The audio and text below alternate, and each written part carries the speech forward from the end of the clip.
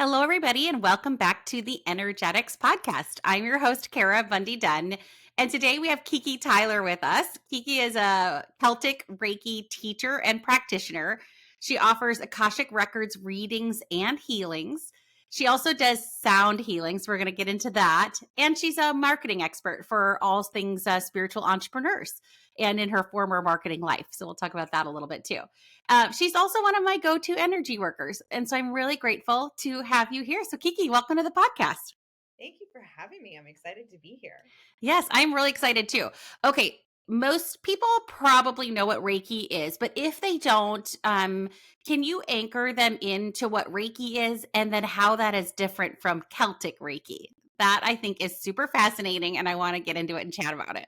Yes, and it is the number one question I I get. bet it is. I I bet it love is. it.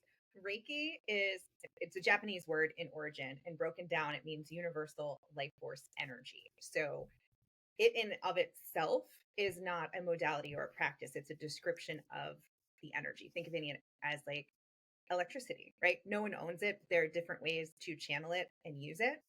So the most common one that I feel like people know about is Usui Reiki, which is Japanese in origin, and it uses Japanese symbols and was created over 100 years ago. Celtic Reiki is completely different. Other than it's channeling the life force energy of Reiki, it was created in 1998, so 26 years new.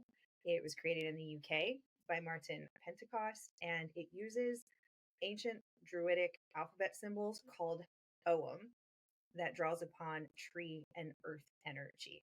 Very grounding and nurturing. Love that. And so how exactly would you use that energy in a session with somebody? Yeah, so it comes in a variety of ways. Sometimes, if I know the client and they've shared with me their intention for the session, I know which trees to call in because each tree has unique healing properties to support the client and healing. Sometimes I know nothing and it's a brand new client and they're coming for general healing, and the trees just show up that need to support the client. And it's really magical. There are 17 specific trees through the three different levels of Celtic Reiki that connect to a specific symbol, but you can also work with all trees, all shrubs. We call in the earth element, we call in the sea element. We're really working with the natural realm of nature to support us, and things show up both for me as the practitioner to share with the client and for the client. We both go on two very different journeys, but at the same time. And there are a lot of synchronicities. Yeah, that's actually what happened for us. So Yeah. I talked about this a bit in an earlier episode of going through a shamanic death and a whole bunch of energy shifting that happened with me. And you did a session with me, and that's what happened for me too. Like I couldn't believe how many times as this music was playing in the background and we were going through this healing session, that we had the exact same thing that we were picking up on at the exact same time. I mean, I can believe it based on what you and I do. It shouldn't be a Right. surprise. But I thought it was so cool how that worked, how I would see certain things and you would see certain things at the same time. Yes. I mean, magic is real, right? Yeah. It's just reaffirming, and we're like, ooh, this is really cool and fun. And we get to play in it, and it's our job, right? Yeah, totally. And so then when you're calling in a tree, are you seeing the imagery of a tree and the healing properties that are associated with that tree, that that's what that person needs? Or how does the mechanics of what you do work? So I would say it's different for each practitioner. For me specifically, a lot of my clairs began to deepen and strengthen the more I worked with Celtic Reiki. So I used to only see like colors and orbs. Now I'm seeing like full scenes. Like I see animals and fairies and dragons, and I see the full tree or the vine or whatever needs to show up. Sometimes it's the bark or the flower or the pine cone. So some type of tree essence shows up. But each tree also has its own frequency. So some of my students are more into feeling, sensing, and knowing, or even hearing, so they can feel the difference in the trees. And then it's a matter of learning what each tree represents. So sometimes I get auditory messages. I always ask if there's anything I need to pass along. Not everyone hears those things, but they could sense or know or get the imagery. And it's just really beautiful. and what I know for certain trees might not necessarily be the reason why they showed up. Yeah, So true. Isn't that the truth? Yeah. So then do you kind of go through do you go through like the different areas of the body and heal, or do you just allow whatever to come through intuitively? I'm super curious because this is a world that I don't play in. So I'm like, I want to know all the deets. And then there are peeps that will listen to this podcast who are like, I don't even know what that is. So I don't get it. How does it work?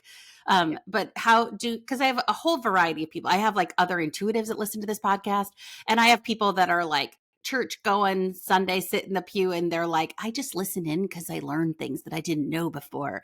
So they don't, I have all of the gamuts of people that are here. So how does that from a practical standpoint, how do you go through the healing session, or how do things, is it all intuitively led? Do you have a process that you follow? Like, how does that work? I love this. So we're going to peel back the curtain. When Yeah. I first started, I was very much a checklist person. Like I wanted to open the session. I had like certain scans. I would check the front and the back of the body. I would go through the chakra system and see what needed assistance or what I was drawn to. So I have my hands get really hot Yeah, and same. I have that pulling to certain areas of the body. And then I would close out the session. And then from there, that was just to get me started, right? I thought of that as like training wheels. And then the more I worked with clients, the more things clicked and unlocked. And then I started to, I guess, put my own spin and customize it to what felt good to me. Right. And in Celtic Reiki, we also work with certain meridian lines, which are the energetic highways that run throughout your body. Yes. A lot of acupuncturists use it. It's based on traditional Chinese medicine, Right. and those can be stagnant or blocked, similar to the chakras. It's an extension of that. And we also work through the different auric layers. So think of your body encapsulated in an egg, and you have different layers of different colors, and they hold different things. So some might hold physical trauma, some will hold emotional trauma, some might hold past life trauma. So you can actually smooth, seal, and clear. And the reason we work with them is when you're actually out in nature, you can blend your aura gently with the aura of the tree and share energy, give them what they need. They can take things that maybe you want to transmute and give to Mother Gaia that no longer serve you. So it's this beautiful symbiotic relationship. And then I'm guided by the trees. A lot of times I go in and they guide me. So I've been doing a lot of energetic massage, I call it, where I'm like pulling or massaging or kind of working the kinks out, whether it's in the meridian lines, whether it's trying to get the chakras to move better. So I see them as spinning discs. Yeah. And I try to avoid blocked because a lot of times they're not blocked, they're just stagnant. So they've just stopped moving, or they could be overactive or underactive in nature. Exactly. People think it always is under. And you're like, no, you could have someone like way outside you going banana pants because it's so a leader for you and you got to bring it back into balance. Yes. And that can, I've noticed that a lot with some of my clients, especially when we're working on marketing with the throat chakra. We go from not utilizing it at all to overutilizing it and just trying to find that happy medium and that balance. Um, so yeah, I open the session, I guide a client in. I like to play music in the background. My business is 100% virtual, so I meet with folks over Zoom. They can turn their camera off. They can point the camera to the ceiling. No skin off my nose, whatever makes them comfortable. Yeah. I'm doing my work while they're doing their work, taking notes as things are channeled in, and then guide them back to their body gently. Always want them to ground. So grabbing water kind of brings you back into your body, back into your mind. Stretching. A lot of clients yawn. We release a lot of energy through our jaws. Yeah. So like yawning, stretching, rolling the shoulders. And then I always offer for folks to jot things down, because for me, it can fly out of my head. But like you were shown something, you experienced something, you had thoughts or feelings, even if it doesn't make sense, you want to capture that, because you're still integrating for 24 to 48 hours. So things are going to click into place when you go to sleep. You're going to wake up and you're like, it's going to start, your mind is automatically going to start to connect the dots. Our brain Yeah. just does not like blanks. No, it doesn't. Right. And it will want to fill it in one way or another. Yes. And then I ask if client wants to share what they experienced, and then I share what I experienced. And like you and I chatted about, there are always synchronicities of some kind or another. Totally. We're in two different places, having two different things, listening to the same music, and we come back together, and it's just magical. Yeah. I think, okay, people say this to me all the time, especially people that have never had a mediumship reading before. And they're like, well, I want to do it in person. I want to do it in person. I don't know if it can work remotely. I don't know. Cause I am 100% remote as well. Which unless if it's somebody absolutely begs me, and they happen to live where I live, but generally speaking, I am 100% remote too. And people will often be like, how does that work? Like, how is it possible? And so I thought maybe you could share a little bit about how it works too. Like we're tapping into energy, and you don't have to you don't see energy per se. Right. I mean, I equate it to love, right? We don't see it, Oh, that's a good way to describe it. feel it. I mean, we tactily feel it, right? It's not something that we can put our hands Yeah, we around. don't tangibly touch it. Yeah. Right.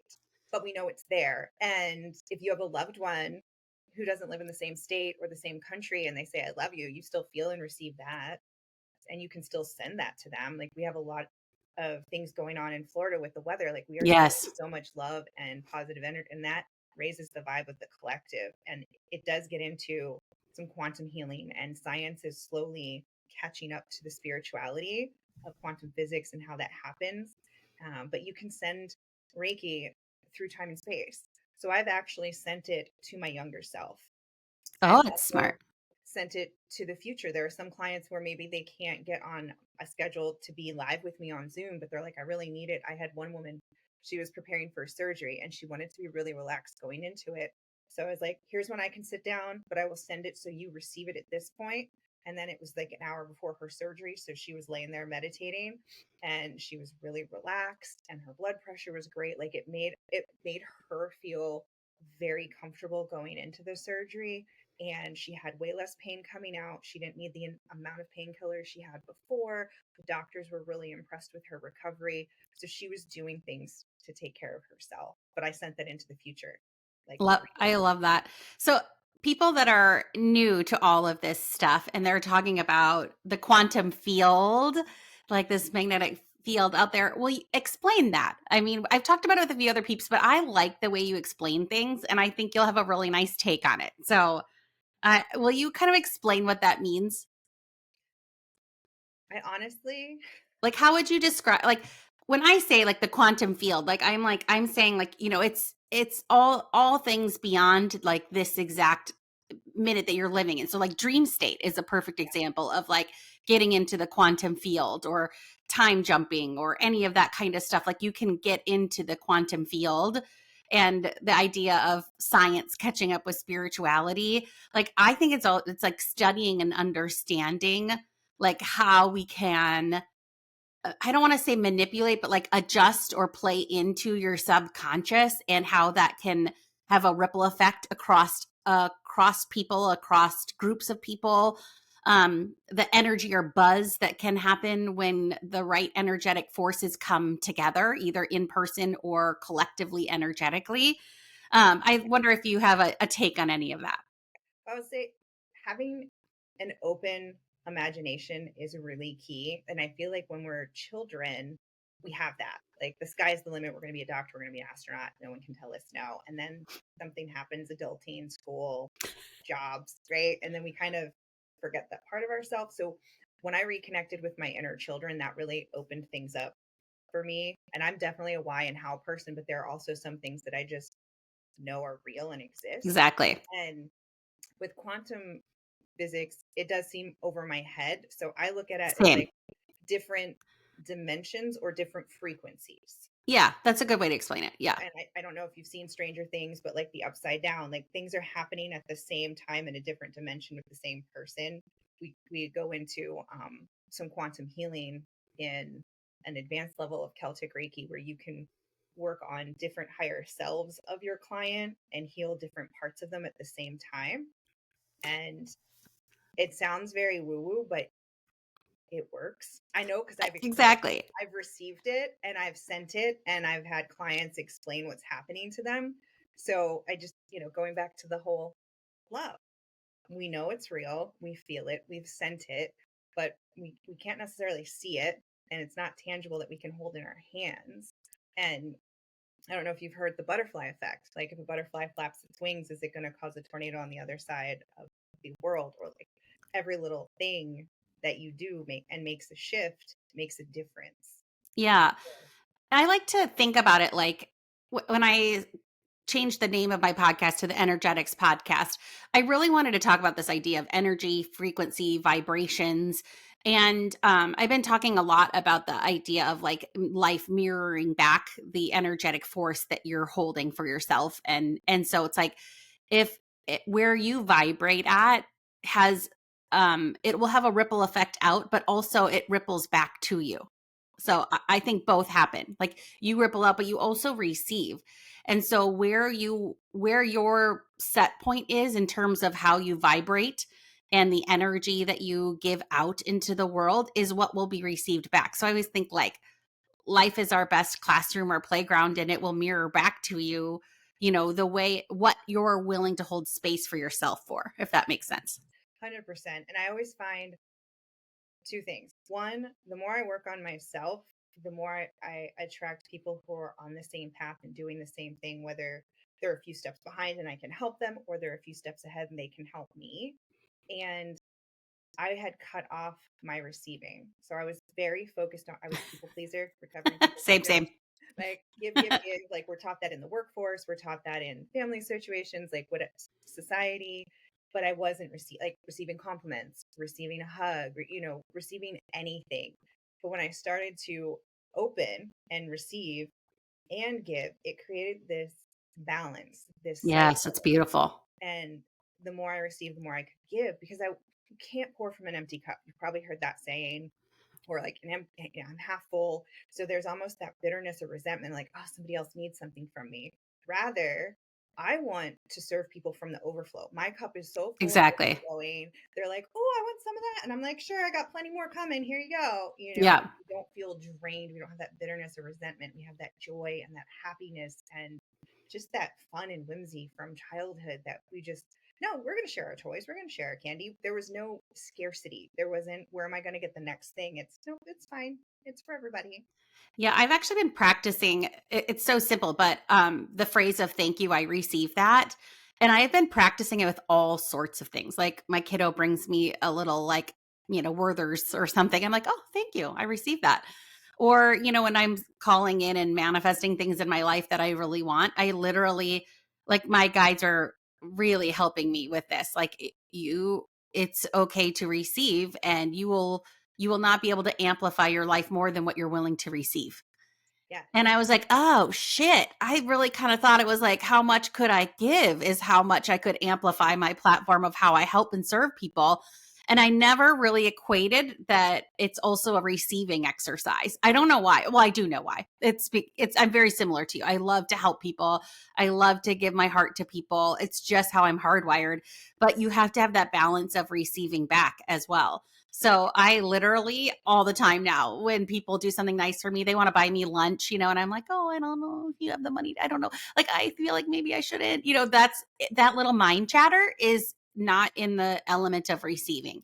And if Right. somebody really wants to give that to you, a coffee, a lunch, a whatever, even if it may be a financial stretch for them, they something in their heart wants to do that for you in some type of energetic exchange.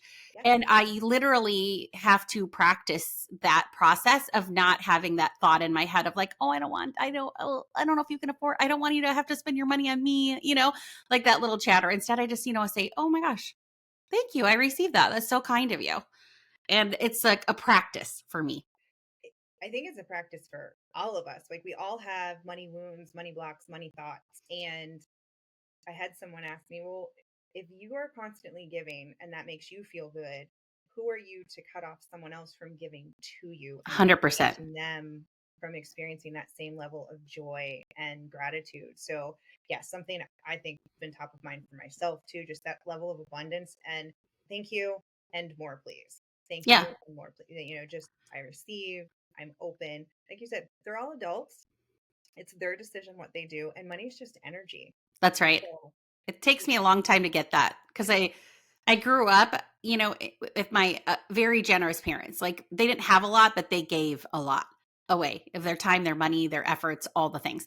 And so I kind of grew up with that hardwiring, and it takes a bit of practicing to unpack that.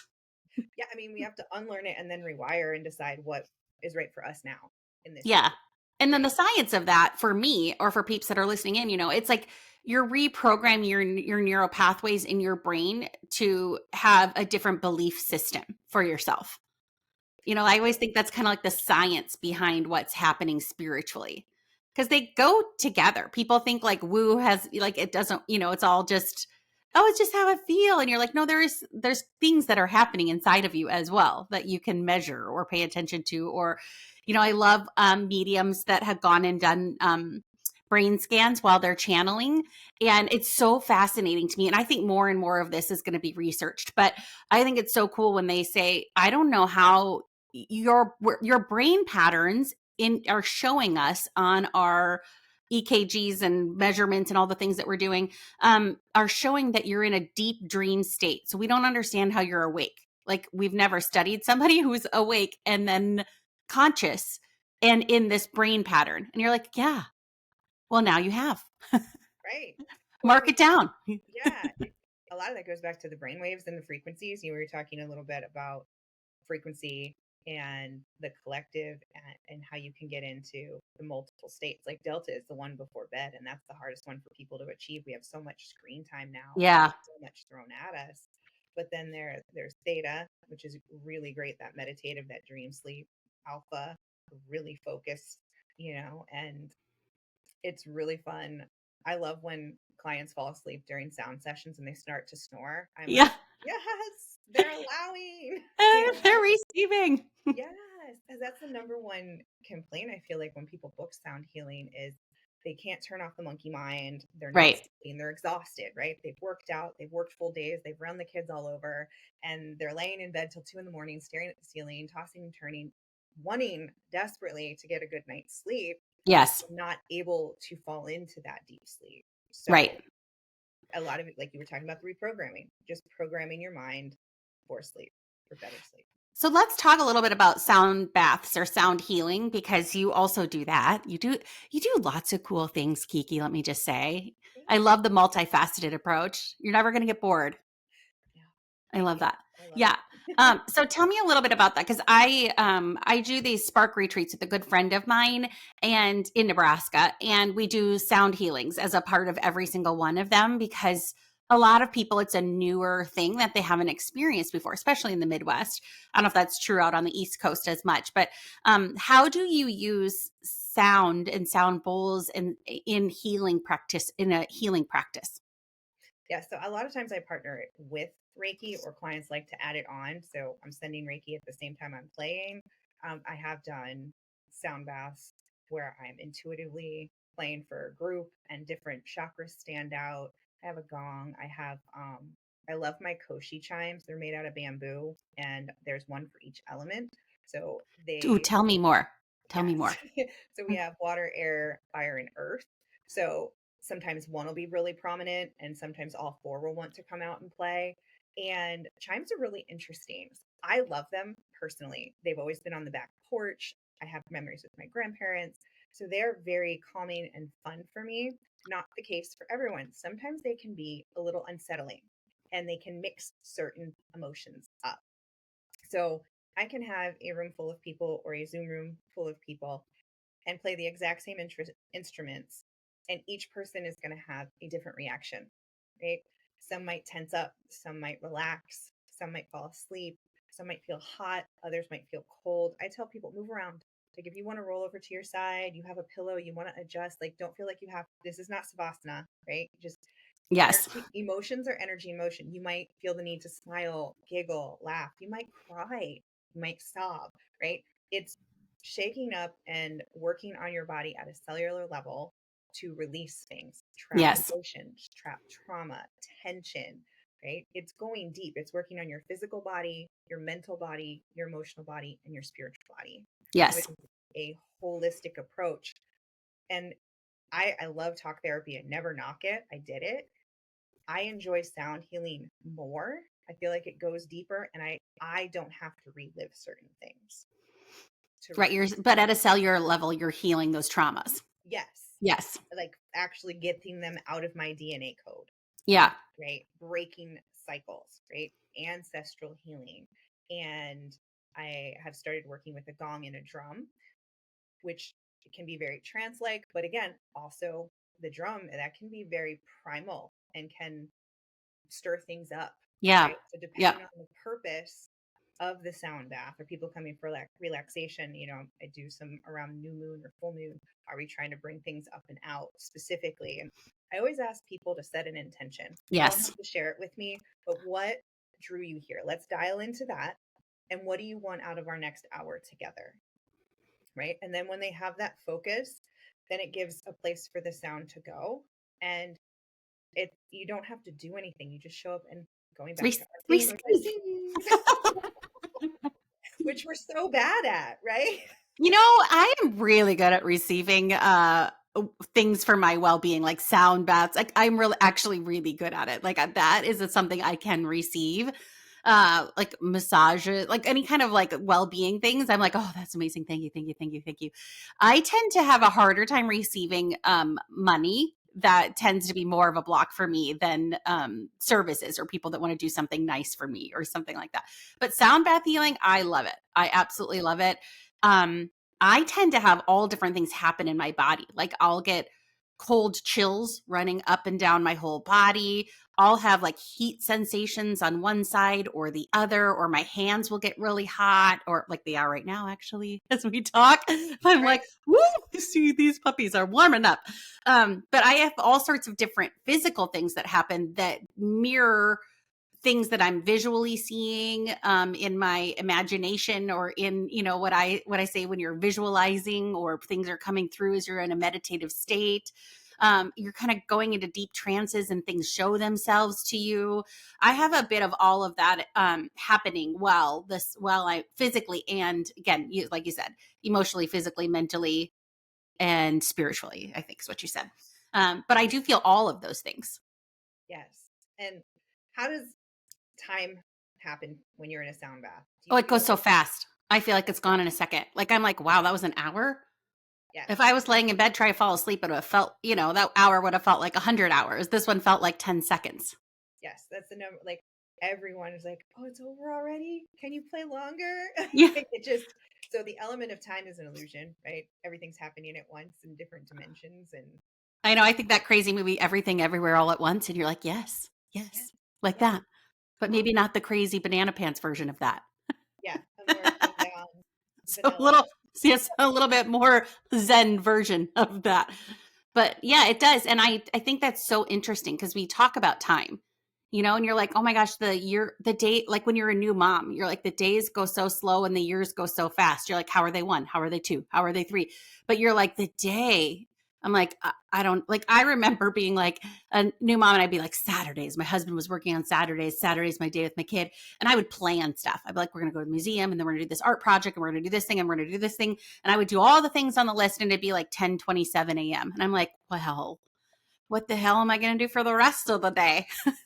and and I remember feeling like it took forever, when I was trying hard to help be present with a little kiddo, Yeah, and then other things you're like, how did that go so fast? How is it that snap of my finger and that time is gone?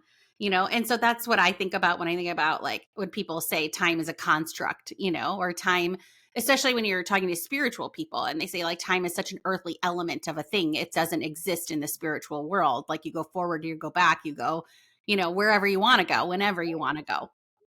It's very Yeah. 3D for Yeah, sure. exactly. Exactly. It's a very human experience, the idea of time and how we define time. Yes. And I Yeah. mean, and that can spawn anxiety. Like you feel like you're behind, or you should be working more, or should be going faster, or should be farther ahead. All the shoulda, woulda, couldas come from that time that we self impose, right? And you get to decide your timeline, no one else. Yeah. And I think that's especially true once you choose to go on a spiritual path. We tend to have this like, it happens probably to everybody at some level, but you get this idea of like spiritual ego. You're like, ooh, I can do these things that I couldn't do before. I'm so cool. And then you also like have this comparison that can happen that you're trying to walk the spiritual path where you're not doing any of those things anymore. Your judgment, comparison, like all of those low vibrational things. And I tell this to people all the time. Like they'll say, like, okay, I just want to be able to like talk to my loved ones like you can. And I was like, look, you have your own intuitive abilities and your own path and your own, your own magical path and your own way that you're going to get there. So don't compare it to me, because if I did that, I would be a very unhappy person if I was constantly comparing myself to you. Like, oh, I can't do Celtic Reiki. There must be something wrong with me. You're like, no, we're all given different abilities and they're activated in different timelines, and we don't compare ourselves. It's like one of those things where I think it can get tricky when you're learning new things to not allow yourself to compare. So have you gone through any of that? Well, yeah. I mean, I will say, yeah, at each level, I feel like there's this, right? Not knee jerk, but it's almost built in, right? We look for that measuring block, or like what's the next step. And if we can't find it in ourselves, or if we haven't done it, we look to other people, which for inspiration is great if you can stop there and detach and not add Right. feeling or emotion to it. But yes, comparisonitis is a disease. And we don't want that dis-ease in our bodies. No, thank No, you. it comes up a lot with my marketing clients, and still for me this day, 'cause we love numbers and data, which is Yeah. also very 3D, and there's a lot of great information in it, Yeah. and you get to decide, partnering with your feminine flow, the divine feminine, and your intuition, how you want to apply that data and what Right. changes you want to make. It doesn't have to be so structured and so heavy in the divine masculine. Like, you want that balance and that flow for it to feel good. For example, I have a client who has 400 or so followers and crushing it. And then I have one who's got 6,000 and she's upset because she doesn't have 10,000. Well, I'm like, what Right. does 10,000 followers mean to you? It's because these other people she's following who they see as successful are at 10K plus, right? And I'm like, well, then there are those at 250K or 1 million, or, It's so never ending. what are we making it mean? And what are we looking for outside of ourselves that's really inside of ourselves as far as the answer? Yeah, 100%. And that's true in everything, Yeah. including spiritual entrepreneurs. My friend and I have been talking about this a little bit too. There seems to be this trend, and it happened to me. I don't know if it happened for you, where people think if you're spiritual and you're in business, you shouldn't make money. Like there's something wrong with charging for your services. And this happened when I came out of the spiritual closet and people knew me as a corporate executive and they did not know me in this way. And they were like, I don't know, that seems wrong. Like you shouldn't charge people for a reading, or I don't know. I don't like it. Feels icky. And I just asked a lot of questions back because it does not feel icky to me. It feels like an honor of an energy exchange. And so that's how I view it. But I think there's a lot of baggage people bring with that in particular. Yeah. Thankfully, I did not have that, but I've had that experience where people were very upset with me for charging. Like, how dare I charge for my services? And there are people in need that need me. Right. And like you mentioned, energetic exchange. I have done the trade for testimonial. I have done the partner practice, 30 minutes for you, 30 minutes for me. I do energetic shares with my students. However, my time and energy are valuable. And if Right. I don't value it, if I don't set my worth, it won't be valuable or worthy to other people. So a lot of that, I was just like, why would you I hate discounts. Like, I've Yeah. always hated discounts for Yeah. service. I feel like products are very different. You have extra inventory and you're trying to clear it to make room. That Sure. makes sense. But it never felt right to charge people less when they're getting the same amount of time and energy from me. Interesting. Like, That's to interesting. hold space, it's not just the hour that Yeah. I spend on Zoom. And that's what people don't know. It's all the pre and post energetics that happen with doing the kind of work that we do. Right. And I mean, different from a brick and mortar, like, I'm clearing my space in between each client, right? I open this there, I call in my guides, and there's a prep, 15, 20 minutes prior to me even opening for the session. There's the time with the client, then there's the closeout, and a lot of times there's the follow up, right? Yes. So a lot of times it can be hour and a half, 2 hours, Exactly. and the person's paying for that 1 hour, but there's extra stuff happening on the front and back end for that session. And I take it seriously. I have ceremony around it. And not that others aren't taking it seriously, but I guess that honor and respect Yeah. I find is what sets me apart and makes me different. And it's like, this is just how I want to run my business. And this is Yeah. how I want to hold space for others. And when I teach folks, it's up to you. Like, there's no wrong way to practice Reiki. Reiki can do no harm. It's not a Mm. religion. Anyone can learn and be attuned to Reiki and Celtic Reiki. And you had mentioned different gifts. I've had people that are brand new, never heard Reiki, don't have any experience, but they're really drawn to working with the trees. Or they heard the word Celtic and it's in their lineage. Or they Yes, just got this exactly. full body, heck yes, I don't know what this is. That was me. And I was like, I don't know, but it sounds really cool. And they wanted to learn more. And it's a remembering, it's unlocking gifts you already have, it's bringing them to the forefront and helping you tap back into the magic you already possess. I'm not bestowing gifts on anyone. These are skills and magic that you can practice and become stronger at. Yeah, I think that's true about getting intuitive messages too. I always say like if you identify as the word psychic, you're probably doing it as a business. Otherwise, you might just call yourself intuitive. But they're the same. Right. They're the same thing. They're the same And thing, an people. Same empath, thing. yes, an empath I feel is also on that Yes, people will say spectrum. I'm an empath. I'm an empath. I'm an empath. And you're That's like, safe. same thing. Yes, Same yes. thing. But But you it's call it whatever you want. yeah, exactly. I feel like empath is like the ground level, they feel safe using it. And That's then right. intuitive, they're getting a little more comfortable with their gifts. That's And then right. they're like, oh, I'm a psychic, I'm a medium, I do past life regression, whatever. Like, Yeah. it took me several phases to come out of the woo closet. And I did it on different platforms. And, I was raised very conservative Christian upbringing. So Same. didn't I had this fear in the back of my head, and I had catastrophized that I was going to be shunned, and all of these, like, had major witch wound, had trauma Yes. from the past, fear of persecution and judgment. Nothing happened. Nothing happened. Well, that's cool. I can't say the same. I've talked about it quite a bit, so I won't keep talking about it. But I had a challenging coming out story, you know, but I wouldn't change it. Like I absolutely believe it was part of one of my life lessons to disconnect from other people's opinions of me, and it's like okay. You know, if you haven't mastered this lesson yet, the universe is like, we're gonna give you the biggest classroom teacher there is and you're going to learn how to disconnect from other people's opinions of you because they don't serve you. And it's true for everybody. It just happened to be that this was the thing I wanted to courageously talk about. And when you have fear and anxiousness about something, you're probably growing and expanding.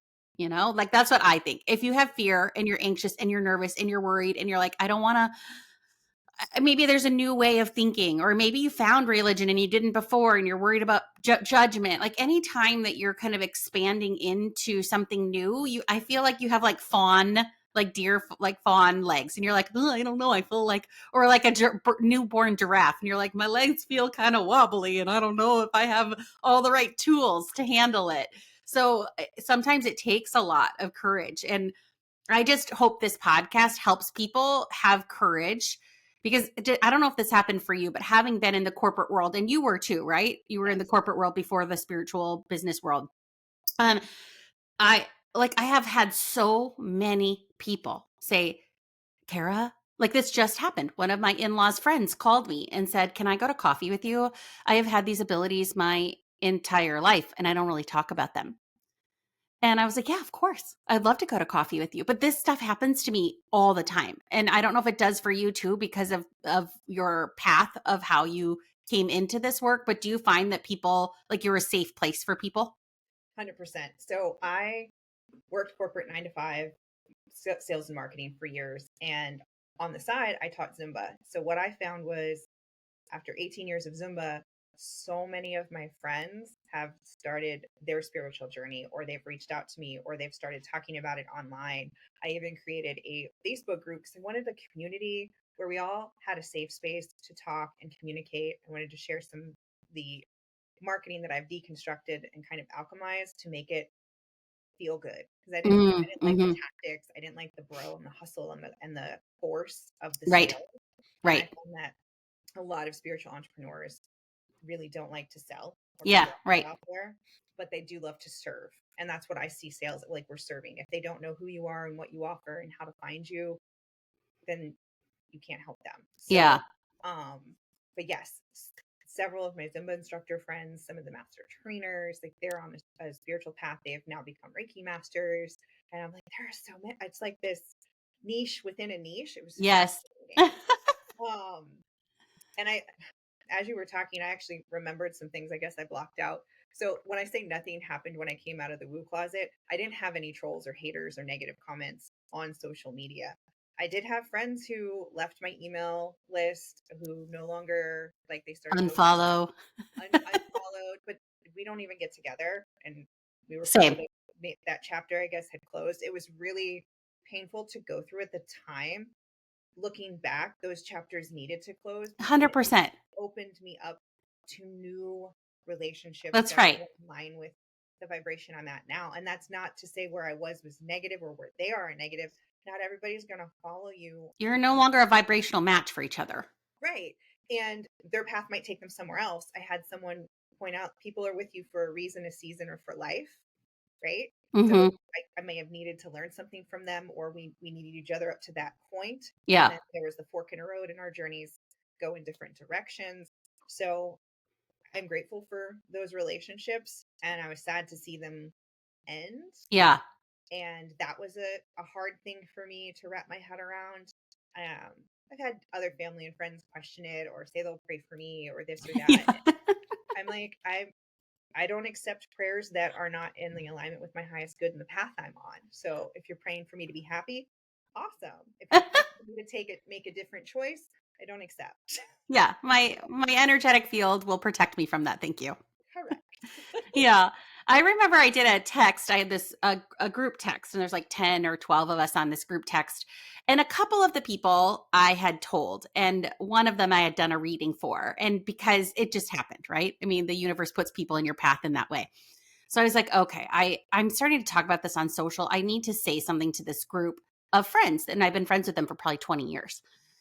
So I texted this group and I said, hey, I just want to let you know these abilities awakened within me, yada yada yada. If you have any questions, I'm happy to answer them. I just don't want to keep going on this path without you all being aware of what I'm going through, or how I'm showing up now. Literally crickets. Not a single person hearted it, liked it, commented, nothing. Nothing. And I had several people text me outside of the group text because they didn't want to be ostracized by the group, but they messaged me like privately, but they wouldn't do it in the group. And same to you. I was super hurt, but then I thought, it took me a while. Honestly, it took me a couple months to heal from that, to be serious. And then I was like, oh, the way I show up in the world is jarring for them, and they don't know how. They don't have the tools to accept me as I am. And that's okay. And that doesn't make me better or worse than them. It just means we're no longer vibrating in the same pathway. And I'm going to hold space for them, and I'm going to root for them. And how am I like, if I awakened in my 40s in this intense way, like I've had plenty of other, pieces of stories along the way of weird things that have happened throughout my life. But who's to say that might not happen for them when they're 50 or 60 or, whatever it might be? Who am I to judge their story or what lessons they're meant to learn on earth? But I couldn't do that at first. Yes. And I find that sometimes when we shine our light and start being our true authentic self and take off the masks, like I even had Yeah. separate social media accounts at first. Like I had the spiritual side and the Yeah. fitness side, and never the two shall blend. Well, then people found me because it's the internet, Yeah. right? And they're like, well, wait, what's this other thing you do? And I mean, it really hurt my brain as well as my heart. And I just felt like I was split Tugging. personalities. Yeah. Like, screw this, combine it all. But it can be very triggering. And that's not for us to figure out, that's for them, right? So maybe they're in a place where they feel unfulfilled. I had a girlfriend recently, she hasn't been talking to me. She's been following me and listening to all of my videos and even in my group, but never like likes or comments, fly on the wall. And she's like, no, I listen to your stuff, in the car. And I just love how like pure and authentic you are. And it's just, I'm not there and it's really scary, but I love that you're doing it and it provides me inspiration and motivation and Mm, encouragement. So people are going to get to where they need to when they need to. yeah, And that's true. it's important for us to still shine, right? To Yeah, 100%. because of it. And we aren't doing it to trigger them. That's just something that is showing up that's causing the light to shine on something that they might That's right. need to pay attention to. And oh, why is that coming up? And where is that coming from? And maybe I should dig into that a little bit more. I would say like sunshine disinfects, like when you put light on something, it holds space for something that you maybe was in the shadows before, you Right. know? Yeah. Yeah. Okay, so I want to go through. I do this with every one of my podcast guests, and it's called rapid fire favorite things. Oh, So you okay. just tell me what comes to mind intuitively, whatever intuitive hit you get, give it to me. Okay. Okay, what is your favorite food? Sushi. Oh, whoopsie! Look at that. What about your favorite place to travel, or the place you would travel to if there were no restrictions? Time, money, space, etc. Australia. Oh, where would you go? All the whole country? Australia, New Zealand, snorkeling. I want to see the kangaroos. I want to hold a koala. I've wanted to go there since I was 5. Oh, I love that. I love that. That's amazing. I used to be a teacher in my former life, and I did my student teaching in New Zealand. So, Yeah. Like I yes, we want can to go talk for about that. a month. I want to Yeah. go and like experience it because the time change and all the travel. Like, Yeah, right. You kind of have to at least go for 2 weeks, especially if you're going to do Australia and New Zealand, then you got to hit the hot takes. But there's also not to totally tangent, but I'm going to in New Zealand in a place called Kaikoura, which is on the east coast of the South Island. You can swim with wild dolphins. Like they take you out on a boat, take you in full like wetsuit snorkel gear. So you don't scuba dive, you do snorkel gear, and they teach you kind of how to keep your arms in and how to do it. The day I did it, there was a pod of 600 wild dolphins swimming around me, like circles around me, and they're like playing with you, and like you can't touch them because they're wild. They'll be like, "Don't touch me," but it was like still to this day one of the coolest things I've ever done. So when you do that, you have to go do that too. I have like full body chills. I'm a Ah, Pisces and water is my element. yes, And dolphin and whale sounds like feel so soothing. Like I'm love connected it. to Maria, Atlantia, and Mintaka. So Okay, so I was meant to say this to you. That's why, and you absolutely have to do it, and then you'll send me a video of you hanging with the dolphins. Love it. It's the coolest thing. It's like a whole day experience, and it's amazing. Okay, your favorite holiday? Christmas. Oh, very nice. What about your favorite animal or a spirit animal that, like a spirit totem animal or something that dragon? Oh, nice. I've had someone else say that too. Love that. What is your favorite thing about what you do for a living? Ooh. Helping others remember who they are. Oh, so beautifully said. What is what brings you profound joy? Hanging out with my 8-year-old niece, my mini me. Is she a little mini you? She looks like me. I have no kids. I have 2 cats, and she's blonde and blue eyed and a gymnast. And spending time when we do crafts, we like a lot of the same things. She's into crystals and dragons and fairies, and it just helps me stay really connected to my inner children. And yeah, Love that. I love that. What a lucky kid. What a lucky kid to have you as her auntie. well, I'm What? lucky too. She gets me a mug that says Auntie Corn with a unicorn with rainbow Oh, hair. solid. Yeah, and we have the love of unicorns together. It's I awesome. love that. That's amazing. When I, in my corporate world, one of my vice presidents, when I left this company, gave me a coffee mug as my parting gift. And it had my name, Kara. And then it was like a unicorn, a rainbow unicorn on a stripper pole, like living your best life. Let's go. And then it was like other mentors. And it was just like a plain horse looking at you. Yes, I love it. And I was like, here you go. I'm a unicorn. I'm a rainbow unicorn with a little bit of fun. Lots of fun. Exactly right. Okay, what advice would you give individuals who, you and I both have a more traditional background and then moving into this world? We both seem to have this common thread of all things are possible for everyone if you just lean in and get curious about it. So, where would you recommend people start on their intuitive path? Ooh, that's a good question. I love books and podcasts. So I was an avid reader, whether audible or actually reading tangible books and podcasts. And there are so many great videos on YouTube as well. So that's really where I started to just start to listen and absorb. And you'll know right away this doesn't make sense or this isn't for me. Like there are going to be certain people and speakers and authors that will resonate with you, Yeah. will be drawn to magnetically, and others that will repel you. And listen to that. Trust that. 100%. I think that's absolutely true. I think that too, like you will be a super attractor for the things that serve you. Yes. I think moving away from black and white and good and bad, light and evil, it's information, right? And Yeah. it goes back to, what do they use? Weapons, right? A hammer can build or it can hurt, Right. right? 100%. It's the person wielding it, right? So you're looking for information out of curiosity to expand your imagination because there's something in you that is drawing you to that. I tell my students, follow the thread and go where you're led. Right? Oh, There's that's a really nice phrase. Yeah. reason that keeps coming up for you. So I'll use an example. Akashic Records. I connected with someone on TikTok.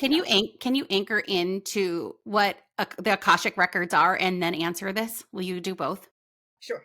So the Akashic Records, a lot of people visualize it as this giant library, and it is this frequency and this memory. It's your oversoul that has all the memories from your very first incarnation up to now and all of your future incarnations. So it has, and not just yours, but everyone's.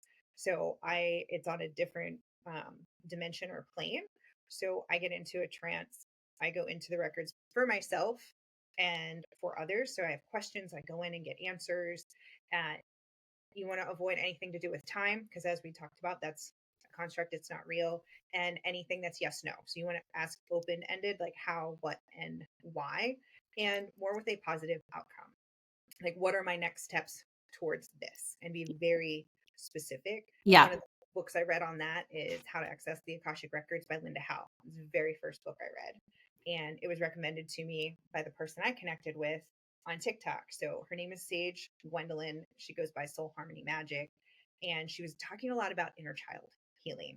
And I kept the inner child healing and Akashic Records. Like, it didn't matter what platform I was on. The I was theme was there. on the radio, on a podcast. I was like, this keeps coming up for me. And I was pretty deep in my Reiki work at this point in sound healing, but I was like, okay, I need to do something here. So I Yeah. booked an inner child session. I thought it was going to be deep and dark and heavy, and I actually avoided it for a little bit, and it was amazing.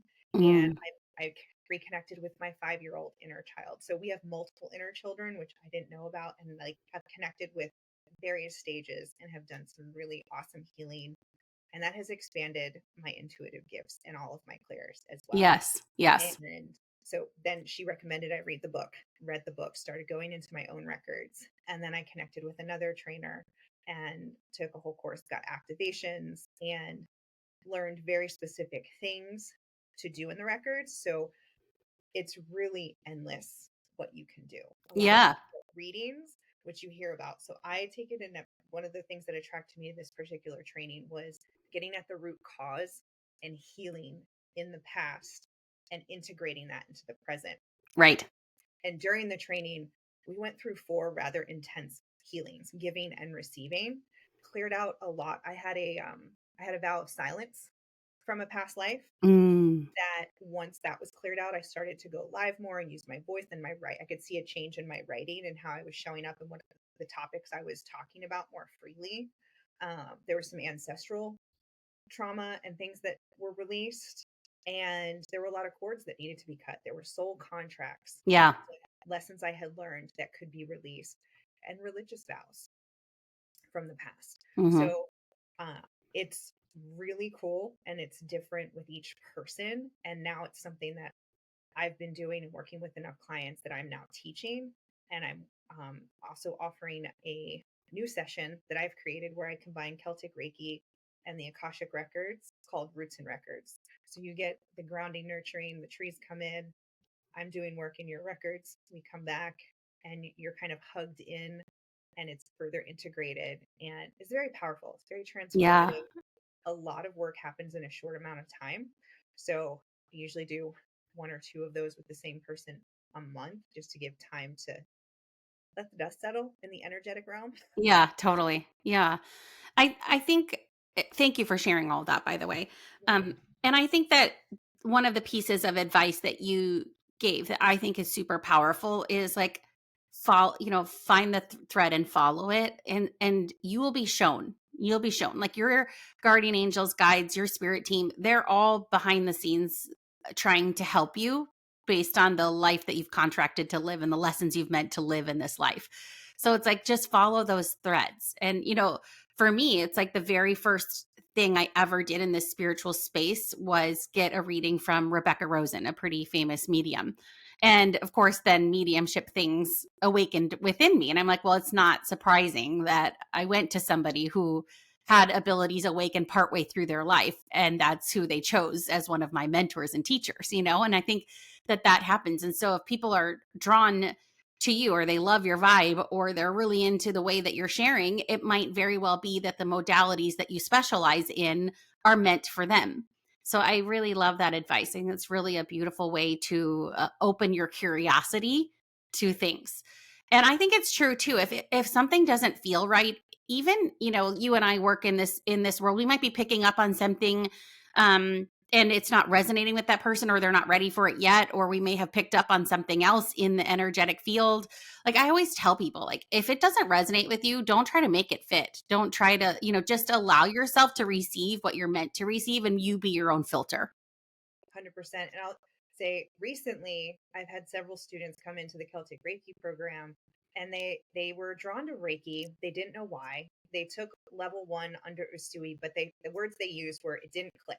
Mm, Like I guess they were like, I know I was in this world for a reason. I had an expectation. I don't really know what it was, but I didn't. They were like, I was there. I felt the healing. I know I have the attunement, but I just didn't have that inner drive to use it or practice with it. yeah. And then they saw or heard or read Celtic Reiki and they were like, oh my gosh, this is it. And then Yeah. like partway through some of the training, they're like, yes, this I will use. And they immediately start using it. And one is using it with their kids.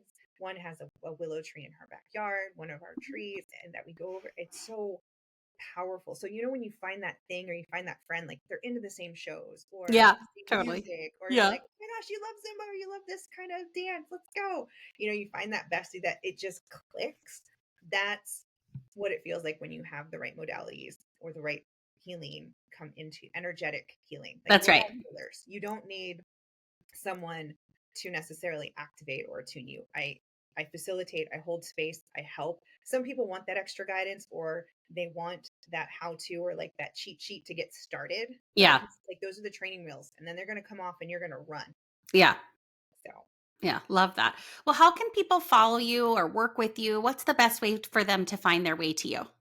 yes, I am Kiki Tyler on all socials and kikityler.com is my website. You can book one-on-one sessions with me and I do offer a Celtic healing portal twice a month, which is super fun. We meet over Zoom and we do some releasing, we do some calling in. Everyone has a fun experience. The group gets Celtic Reiki. I actually do a crystal grid, so it sends Celtic Reiki for 24 hours, and each person gets individual Celtic Reiki for 2 to 3 minutes. I usually do a scan.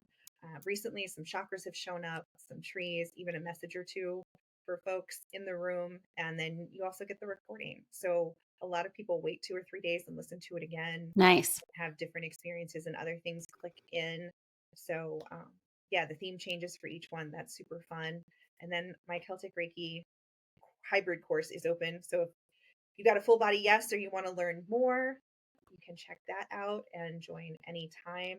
And we meet over Zoom after you go through the videos to be attuned, answer questions, and everyone's favorite part, the energy share. You get to feel and play with the different tree energies. Oh, I love that. How fun.